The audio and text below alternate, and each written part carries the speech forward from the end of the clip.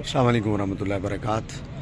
آپ جانتے ہیں کہ حالات بالکل اچھے نہیں ہیں، پکڑ دکڑ ہو رہی ہے،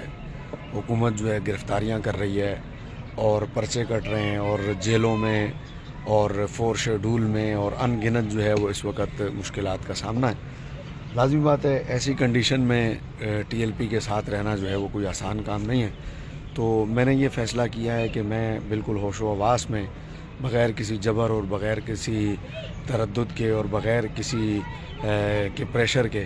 میں نے یہ فیصلہ کیا ہے، اور میں اپنے فیصلے سے آپ کو آگاہ کرنا چاہتا ہوں کہ ان حالات میں ٹی ایل پی کے ساتھ رہنا کوئی آسان کام نہیں ہے۔ لہٰذا یہ مشکل کام جو ہے وہ میں کروں گا، اور میں کسی صورت بھی ٹی ایل پی سے الگ نہیں ہوں گا، اور میں ٹی ایل پی کے ساتھ ہی رہوں گا۔ اور حضور کے دین کے لیے کٹنا، مرنا، جان دینا اگر یہ نصیب ہو جائے تو یہ ہمارے لیے خوش نصیبی ہوگی۔ وہ اور ہیں جن سے کوئی جو ہے وہ وفاداریاں تبدیل کروا سکتا ہے، یا وہ وفاداریاں تبدیل کر لیتے ہیں۔ وہ خاتون ہے، ایک پی ٹی آئی سے اس کا تعلق ہے، ریحانہ ڈار اس کا نام ہے، اور وہ ریحانہ ڈار جو ہے وہ خاتون ہے، اور وہ بوڑھی خاتون ہے،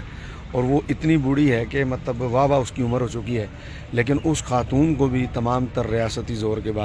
باوجود ایک بوڑھی خاتون کی بھی وفاداری تبدیل نہیں کرائی جا سکی۔ تو جب ایک بوڑھی خاتون کی وفاداری تبدیل نہیں کرائی جا سکی تو کون سمجھتا ہے کہ وہ دلیروں، بہادروں اور شیروں کی وفاداریاں جو ہے وہ